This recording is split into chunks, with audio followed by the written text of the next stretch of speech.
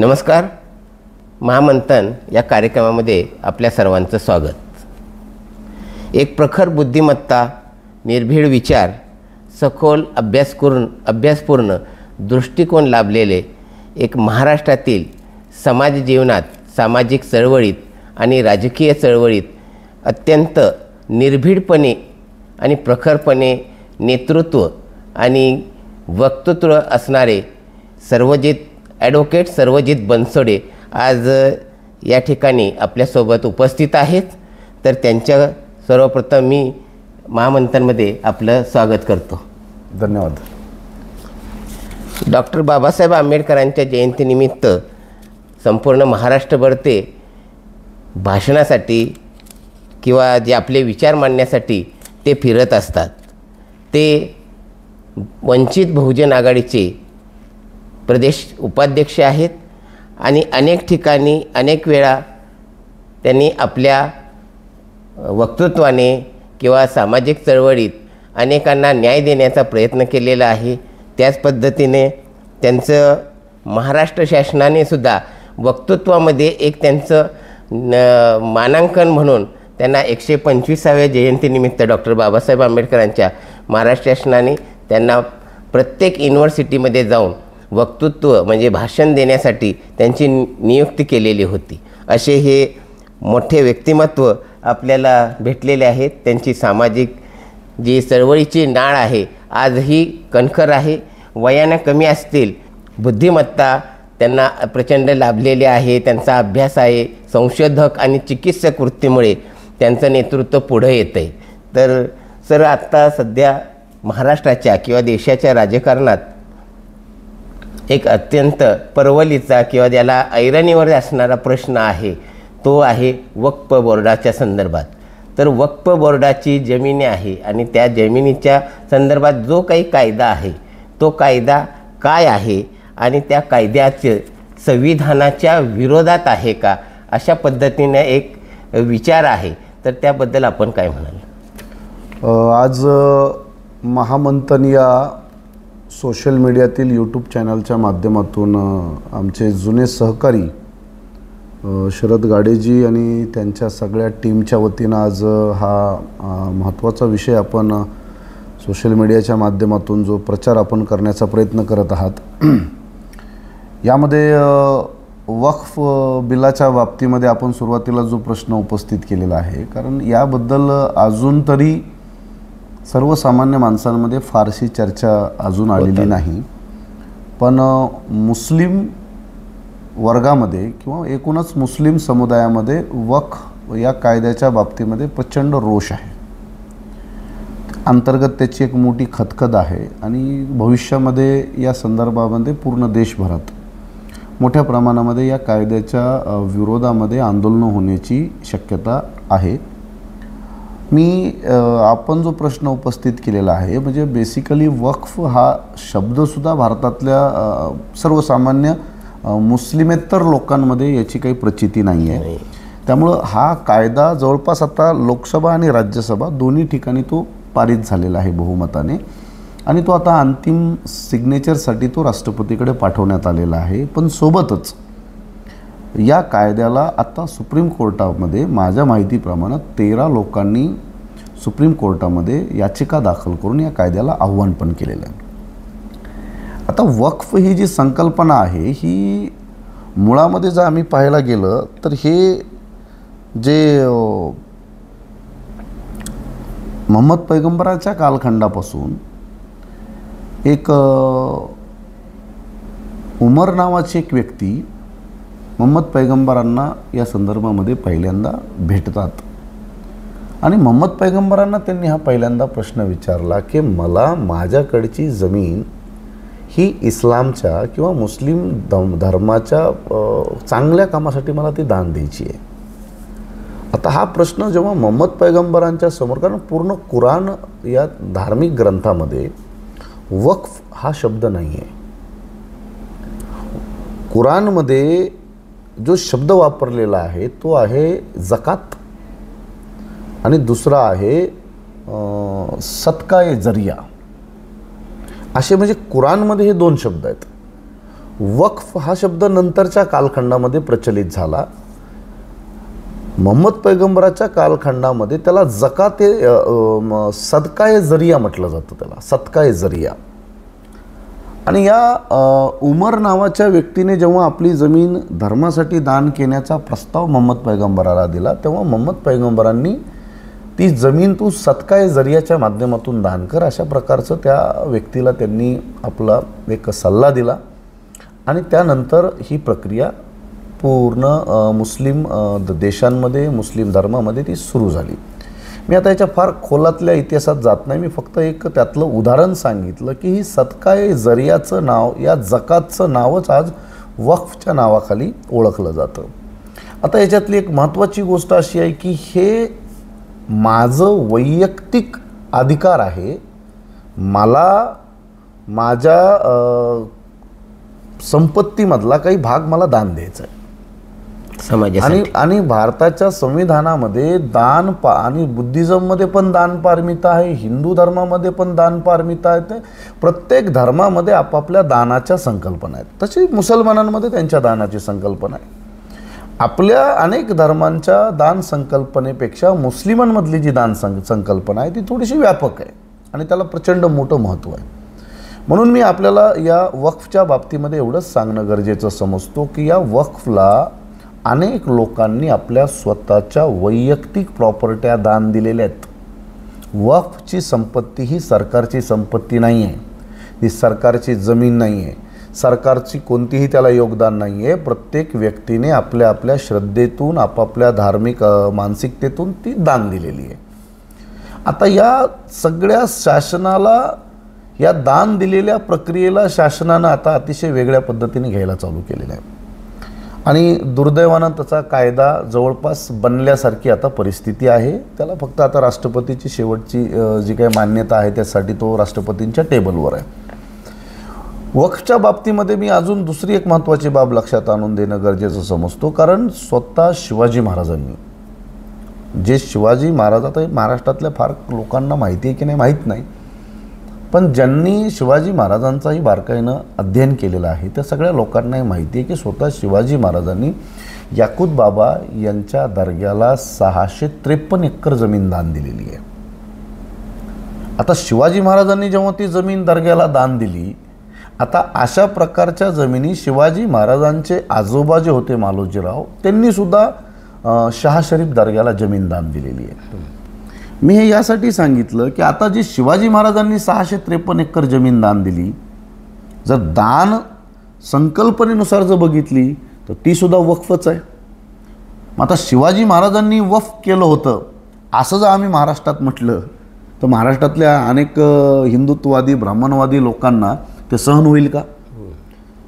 आता या बाबीमधून मी आपल्याला एक सांगण्याचा प्रयत्न करतो आहे की जसं शिवाजी महाराजांनी केलं तसं अकबरानं पण केलं, तसं ही प्रक्रिया जी भारतात जी आणली ती मोहम्मद घोरीनं आणली. मोहम्मद घोरीनं जेव्हा पृथ्वीराज चव्हाणचा पराजय करून इथं जेव्हा ती मुस्लिम राजवट सुरू झाली, ही मोहम्मद घोरीच्या माध्यमातून ही वक्फची प्रक्रिया भारतामध्ये आली. अशा प्रकारचा त्याचा अकॅडमिक इतिहास आहे. आता आमच्या सगळ्यांच्या समोर जो मूळ प्रश्न आहे की आता ही जी काही पूर्ण प्रॉपर्टी आहे वक्फची, ती कमीत कमी 38 लाख एकरपेक्षा जास्त आहे. त्याच्यामध्ये जी अचल प्रॉपर्टी आहे ती 9,40,000 एकर सांगितली जाते. आणि या 9,40,000 एकर जमिनीवर आता ब्राह्मणवादी मानसिकता असलेल्या सरकारचा डोळा असल्याचं त्याच्यातून आता जवळपास सिद्ध झालं आहे. म्हणून मी आपल्याला या आपल्या प्रश्नाच्या उत्तरादाखल याचं कन्क्लुजन करताना मी एवढंच सांगणं गरजेचं समजतो की ही जमीन शासनाची नाही आहे. ही जमीन मुस्लिम किंवा इतर अजून काही लोकांनी दान दिलेली जमीन आहे. एकतर शासनाला लाज वाटली पाहिजे की शासनाकडं करोडो हेक्टर जमिनी पडीक जमिनी आहेत. त्या पडीक जमिनी त्या कुठल्या भूमिहीनांना देण्याची त्यांची तयारी नाही. ज्यांनी दान दिलेल्या जमिनी आहेत त्याच्यावरही तुम्हाला ताबा मारायचा आहे. माझ्याकडं माहिती असल्याप्रमाणे आपल्याला ऐकून आश्चर्य वाटेल की आपल्या भारतामध्ये विनोबा भावे यांनी भूदान चळवळ चालवली. बरं. आणि विनोबा भावे यांनी जेव्हा भूदान चळवळ चालवली तर या भूदान चळवळीला पूर्ण भारतातून 48 लाख एकर जमीन भेटलेली आहे दान, जी प्रत्येक माणसानं स्वतःच्या जमिनी दान दिल्या. आणि या दानामध्ये तुम्हाला अजून ऐकून आश्चर्य वाटेल की एक व्यक्ती, मला त्यांचं नाव नीटसं आठवत नाही, पण एका माणसानं 1,17,000 एकर जमीन विनोबा भावेंना दान दिली. त्याच्यामध्ये निजामाचा 7वा वंश मीर उस्मान अली खान, त्यानं विनोबा भावेंना 14,000 एकर जमीन दान दिलेली आहे. म्हणजे मीर उस्मान अलीनं फक्त वक्फला दिलेल्या जमिनी नाही आहेत. मीर उस्मान अली खानने विनोबा भावे सारख्या एका महाराष्ट्रातल्या समाजसुधारकानं जेव्हा जमिनी दान मागितल्या तर त्या विनोबा भावेला सुद्धा 14,000 एकर जमीन दान देणारा एक निजामाचा राजा होता. याच निजाम राजानं बनारस विश्व हिंदू विद्यापीठ, जे पंडित मदन मोहन मालवीय यांच्या नावावर आहे, ज्या पंडित मदन मोहन मालवीयला भारत सरकारनं भारतरत्न किताब दिला, कशासाठी? बनारस विश्व हिंदू विद्यापीठ बनवलं म्हणून. आणि ते विद्यापीठ बनवण्यासाठी 10 लाख रुपयाचं दान कोणी दिलं? मीर उस्मान अलीनं, या निजामानं. निजामाच्या 7व्या राजानं बनारस हिंदू विद्यापीठ बनवायला 10 लाख रुपये, मुस्लिम अलीगड विद्यापीठ बनवायला 5 लाख रुपये, आणि याच मीर उस्मान अलीने बाबासाहेब आंबेडकरांच्या औरंगाबादच्या मिलिंद कॉलेजच्या परिसराला सुद्धा 54 एकर जमीन दान दिल्याचा पुरावा आहे. आता काही लोकांचं म्हणणं आहे की त्या 54 एकरसाठी बाबासाहेब आंबेडकरांनी काही पैसे मोजले, असा एक विचार प्रवाह माझ्या ऐकण्यामध्ये आला, वाचण्यामध्ये आला. पण मीर उस्मान अलीने 54 एकर जमीन औरंगाबादमध्ये बाबासाहेब आंबेडकरांच्या शैक्षणिक चळवळीला पण दिल्याच्या बाबतीतल्या आपल्याला माहित्या मिळतात. मी या सगळ्या बाबीमधून जे आपल्या एक लक्षात आणून देण्याचा प्रयत्न करतोय की एक तर सरकार स्वतःच्या जमिनी भूमिहीनांना द्यायला तयार नाही, आणि ज्या जमिनी लोकांना दान दिलेल्या आहेत त्याही जमिनीचं कंट्रोलिंग आम्हाला पाहिजे. म्हणून वक्फच्या बाबतीमध्ये माझं स्पष्ट मत आहे की भारताच्या संविधानाचं जे आर्टिकल 26 आहे, या आर्टिकल 26मध्ये सबक्लॉज C मध्ये स्पष्टपणे नमूद करण्यात आलेलं आहे की कुठल्याही धर्माचा अनुयायी त्याच्या धर्माच्या प्रचार आणि प्रसारासाठी संस्था काढू शकतो, त्याची चल अचल संपत्ती उभी करू शकतो, आणि त्याच्या चल अचल संपत्तीचं स्वामित्व आणि त्याचे पूर्ण अधिकार त्याला स्वतःकडे ठेवण्याचे भारताच्या संविधानामध्ये त्याची तरतूद आहे. आता ज्यांनी वक्फच्या माध्यमातून जे लोकांनी आता कायदा बनवत आहे, तर त्या लोकांना सुप्रीम कोर्टात कुठल्या आधारावर चॅलेंज केलं जात आहे? ह्या संविधानाच्या आर्टिकल 26च्या आधारावर. कारण गोलकनाथ वर्सेस स्टेट ऑफ पंजाबच्या केसमध्ये स्पष्टपणे सुप्रीम कोर्टानं आदेश दिलेले आहेत की भारताच्या संसदेला अमेंडमेंट करण्याचे अधिकार आहेत, पण संसदेला फंडामेंटल राईट्समध्ये अमेंडमेंट करण्याचे अधिकार नाहीत. केशवनंद भारतीच्या केसमध्ये सुप्रीम कोर्टानं जो गाईडलाईन दिलेला आहे की भारताच्या संसदेला अमेंडमेंट करण्याचे अधिकार आहेत, पण भारताच्या संसदेला जी बेसिक स्ट्रक्चर आहे त्याच्यामध्ये अमेंडमेंट करण्याचे अधिकार नाहीत. मी हे आपल्याला यासाठी सांगतोय की जरी संसदेनं हा कायदा बनवला तरी त्या कायद्याला सुप्रीम कोर्टामध्ये संविधानिक मूलभूत अधिकाराचं बेसिक स्ट्रक्चरचं व्हायलेशन म्हणून त्याला चॅलेंज होणार, आणि त्या चॅलेंजच्या बेसवर हा कायदा रद्द करण्यासाठी एक मोठी प्रक्रिया देशभरात सुरू होणार. आपण या वक्फच्या बाबतीमध्ये, कारण जेव्हा आपण मुस्लिमांचा मुद्दा आल्यानंतर हा प्रश्न मुस्लिमांचा नाही, हा प्रश्न हिंदूंचा नाही, हा प्रश्न आहे भारताच्या संविधानाच्या फंडामेंटल राईट्सचा. त्यामुळे आपण जेव्हा याच्यावर भाष्य मांडतो तेव्हा हिंदुत्ववादी असतील, ब्राह्मणवादी असतील, त्यांना बऱ्याच मिरच्या झोंबतात आणि त्यांना असं वाटतं की मुसलमानांची बाजू घेता येत काय. बिलकुल नाही. खुद्द बाबासाहेब आंबेडकरांनी 1954ला या देशाच्या राज्यसभेमध्ये भारताच्या जमिनीचं राष्ट्रीयकरण करण्याची भूमिका बाबासाहेबांनी मांडली. आजपर्यंत जमिनीचं राष्ट्रीयकरण झालेलं नाही. तुम्हाला ऐकून अजून आश्चर्य वाटेल की विनोबा भावे यांनी जी 48 लाख एकर त्यांना जमीन दान भेटली, त्या 48 लाख एकरपैकी जवळपास आत्ता 12 ते 13 लाख एकर जमीन अजूनपर्यंत जनतेला दान झालेली नाही. ती सुद्धा जमीन या सरकारांनी आपल्या ताब्यात ठेवलेली आहे. म्हणजे तुम्हाला दान दिलेली जमीन ही फक्त वक्फचा विषय नाही आहे. वक्फची जमीन तरी 9,40,000 एकर आहे. मी विनोबा भावेंना भेटलेली जी दान जमीन आहे त्याच्यातली सुद्धा 12 ते 13 लाख एकर जमीन सरकारनं ढापली असा मी जास्त त्यांच्यावर आरोप लावतोय. म्हणजे सरकारचं काम हे भूमिहीनांना जमिनी देण्याचं काम आहे का दान भेटलेल्या जमिनीवर ताबा मारण्याचं सरकारचं काम आहे? तर या सरकारला लाज वाटली पाहिजे की फक्त मुस्लिम द्वेषापोटी जर तुम्ही असा कायदा बनवत असाल तर हा पूर्णपणे निषेधार्ह आहे.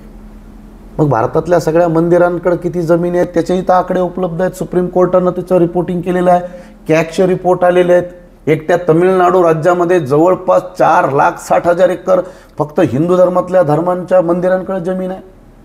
ओडिसा असेल, आंध्र प्रदेश असेल, या 4च राज्याचा ऑथेंटिक जो रिसर्च बाहेर आला त्याच्यामध्ये 10 लाख एकरपेक्षा जास्त जमीन या 4 राज्यामध्ये. आणि जो लमसम आकडा जो बाहेर आला आहे आता तो 20 लाख एकरपेक्षा जास्त जमीन ही भारतातल्या हिंदू मंदिरांच्याही ताब्यात आहे. म्हणजे फक्त मुसलमानांच्या ताब्यात जमीन आहे असं नाही आहे, हिंदू मंदिरांच्याही ताब्यात जमीन आहे. आणि मी शेवटचा मुद्दा सांगून थांबतो, कारण वक्फच्या बाबतीमध्ये पूर्ण वक्फच्या प्रॉपर्टीची जी मार्केट व्हॅल्यू आहे आज ती 2 लाख कोटी रुपयाची आहे.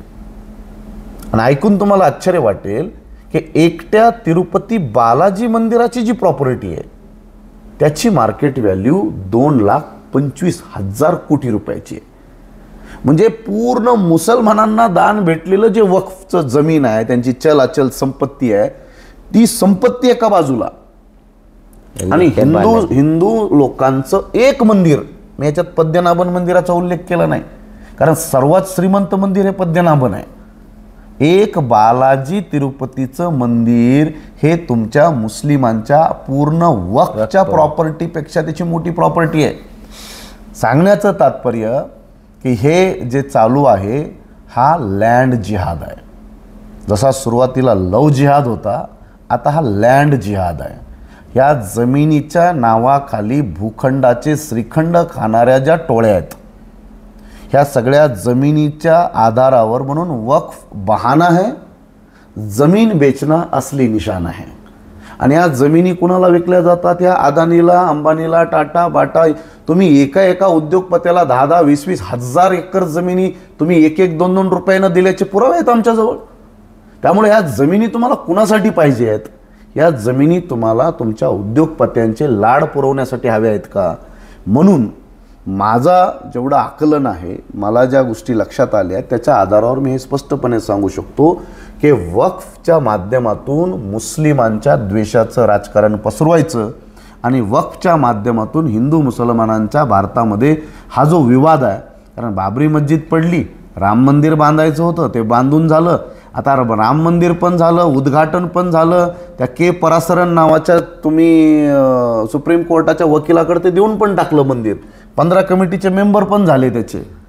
पण आता मग या भाजपासारख्या RSS सारख्या संघटनांना आता देशभरात राजकारण करायला मुद्दाच नाही आहे. 30 वर्ष त्यांनी बाबरी मस्जिद, राम मंदिरावर राजकारण केलं, आता तो मुद्दा शिल्लक राहिलेला नाही. म्हणून मग आता 300-400 वर्षापूर्वी कबरीत गाडलेला औरंगजेब त्यांनी बाहेर काढतायत आणि या वक्फच्या माध्यमातून त्यांना पुढचं राजकारण हिंदू मुस्लिम ध्रुवीकरण करायचं आणि या देशामध्ये दंगली घडवायच्या आणि लोकांना बर्बाद करायचं आणि हिंदू मुस्लिमांच्या नावाखाली आपण आपल्या खुर्च्या सांभाळायच्या. हा RSS भाजपाचा डाव आहे, हे षडयंत्र आहे, याच्यापेक्षा दुसरं काही नाही. त्यामुळे या घटनेचा संविधानिक पद्धतीने विचार केला तर ही घटना पूर्णपणे दुर्दैवी आहे आणि संविधानाच्या विरोधातली आहे. याच प्रश्नाला म्हणजे तुम्ही त्याचा उल्लेखही केला, नक्की म्हणजे RSS असेल किंवा भाजप असेल यांचं नेमकं हिंदुत्व काय आहे? आता नेमकं यांचं हिंदुत्व हे आपल्या भारतातल्या जवळपास संविधानप्रेमी जनतेला बऱ्यापैकी माहिती आहे. पण हिंदुत्वाच्या विचारावर प्रेम करणारी, हिंदू धर्माच्या चौकटीमध्ये वर्षानुवर्ष अडकलेला, रूढी प्रथा परंपरांमध्ये अडकलेला जो सर्वसामान्य भोळा वर्ग आहे त्यामुळे आपल्याला कदाचित माहीत असेल की आजही भोळ्या माणसाला भगवान शंकराला लोक भोला शंकर म्हणतात. आता ते का म्हणतात? कारण ही भोळी भाबडी जनता आहे आणि इथल्या RSSच्या भाजपाच्या लोकांना ही सुरुवातीपासून माहिती आहे की हिंदुत्वाचं एक हतियार बनवून त्यांनी हे राजकारण केलेलं आहे. आत्ता जे चालू आहे तो हिंदूंचा एक कल्चरल हिंदुइझमचा एक प्रचंड मोठा रेटा आता उभा करण्यात आलेला आहे. कारण आता लोकांना रामायणातली कथा सांगितल्यानं त्यांच्यात फार हिंदुत्व प्रेम उभं होईल का? खूप कथा करणारे महाराज महाराष्ट्रभर देशभर आहेत.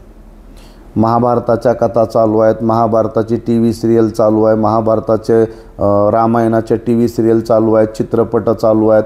मध्यंतरी तुम्ही पाहिला असेल की भगवान श्रीरामावर एक चित्रपट पण आला जो इतका भयंकर फ्लॉप झाला. त्या चित्रपटात मला वाटतं कुठल्या तरी अक्षय कुमार की काय मोठ्या नटानं काम केलं. त्या कृती सेनननं सीता मातेची भूमिका पण केली, पण त्या चित्रपटाला एक माणूस बघायला गेला नाही. म्हणजे भगवान श्रीरामाच्या नावावर एक मल्टी बजेटचा चित्रपट बनवला जातो पण नाही पाहिला. मग यांच्याही लक्षात आलेलं आहे, कारण भगवान श्रीरामाच्या रामकथा, महाभारताच्या कथा किंवा ज्या काही परंपरागत मुरारी बापू, आसाराम बापू, ओजा महाराज, बोजा महाराज, हे जे सगळे महाराज आहेत पूर्ण, यांच्या कथांना आता पहिल्यासारखा प्रतिसाद नाही आहे.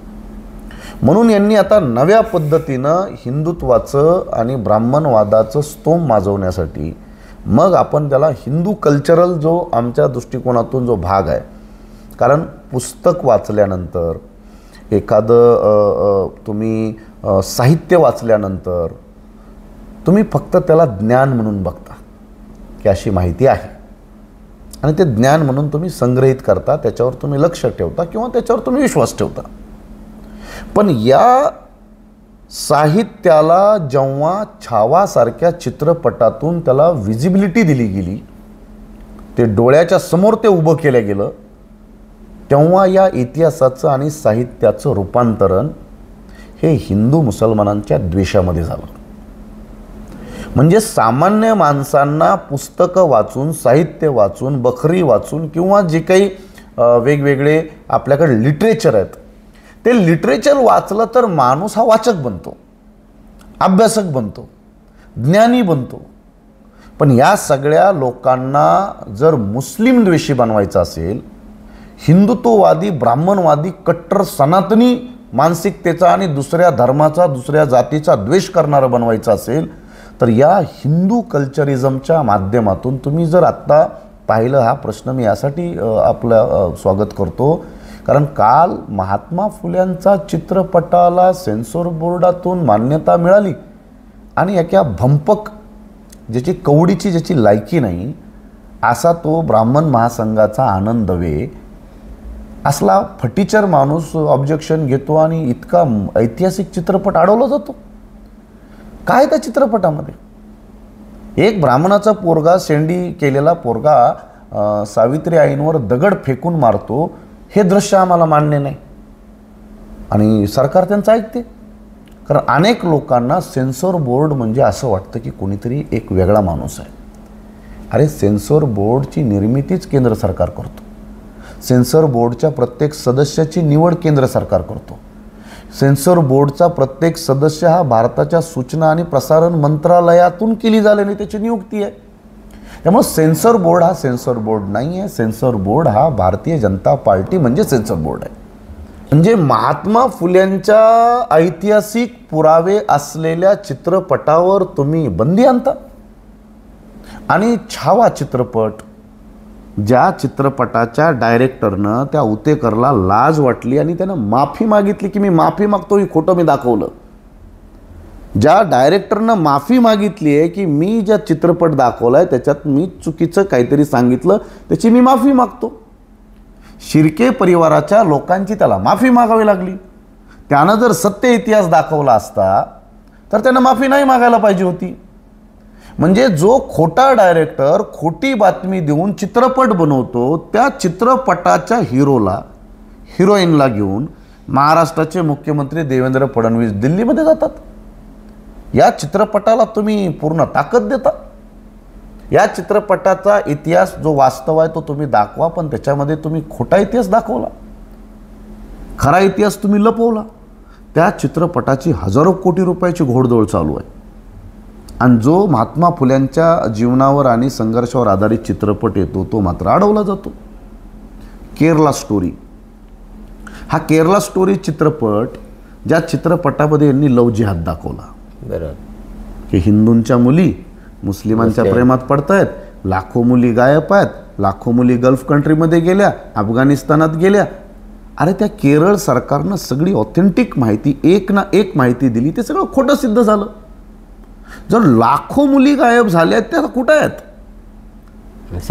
केरला स्टोरीमधून पण तुम्ही तेच प्रयत्न केला, काश्मीर फाईल्समधून तुम्ही तोच प्रयत्न केला, पद्यावत चित्रपटातून तुम्ही तोच प्रयत्न केला.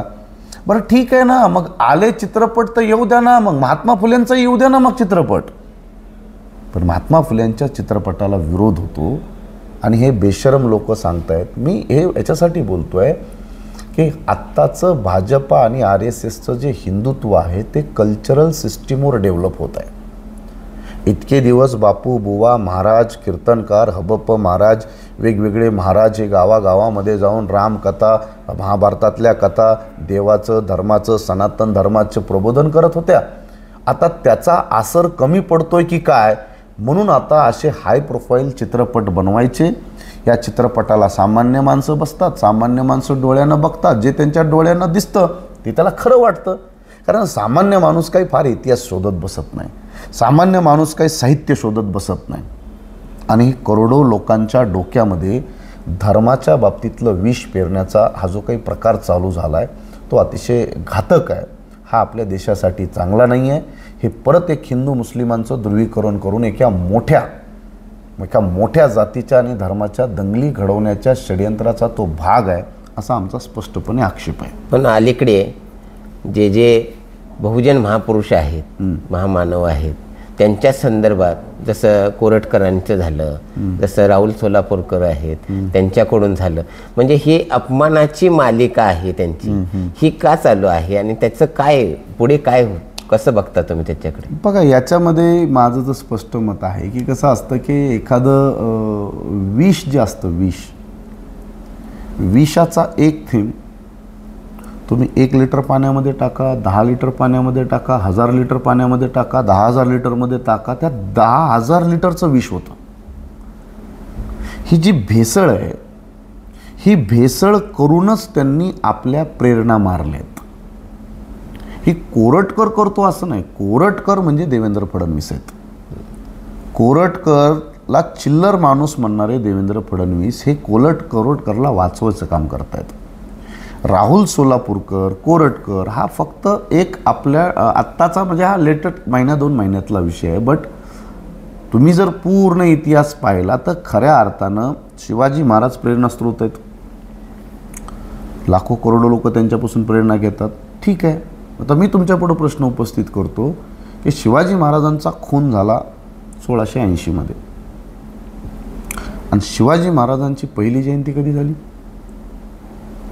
शिवाजी महाराजांची पहिली जयंती आपल्याला 18व्या शतकामध्ये भेटते, जी महात्मा फुलेंच्या माध्यमातून उभी झाली. शिवाजी महाराजांचा पहिला पुतळा भारतात कधी लागला? पहिला. जेव्हा तुम्ही बारकाईने इतिहास बघाल तर शिवाजी महाराजाचा पहिला पुतळा महाराष्ट्रात उभं होण्यासाठी 248 वर्ष गेली आहेत. मग आता आमचा असा प्रश्न आहे की ज्यांचं शिवाजी महाराजांवर आता प्रेम करण्याचा आव आणणारा एक वर्ग आहे, मग त्या वर्गाला आमचा प्रश्न आहे की मग 248 वर्ष शिवाजी महाराजांच्या महानतेला 250 वर्ष हा महाराष्ट्र विसरला कसा? बरं, जो व्यक्ती ज्यांचा आज मृत्यू होतो त्यांचा प्रभाव आज जास्त असायला पाहिजे, 250 वर्षानंतर जास्त असायला पाहिजे? बरोबर. मग ही 250 वर्ष शिवाजी महाराज होते कुठं? शिवाजी महाराजांना शेवटी शोधलं महात्मा ज्योतिबा फुल्यांनी. मग आम्हाला प्रश्न पडतो की मग हे शिवाजी महाराजांचे जे वंश म्हणणारा वर्ग होता, या वर्गानं शिवाजी महाराजाच्या रायगडावरच्या समाधीवर जी झाडा झुडपामध्ये जंगलामध्ये कुठंतरी ती कुठं म्हणजे कुठं होते ते वंश? या वंशांनी शिवाजी महाराजाच्या समाधीची देखभाल का केली नाही?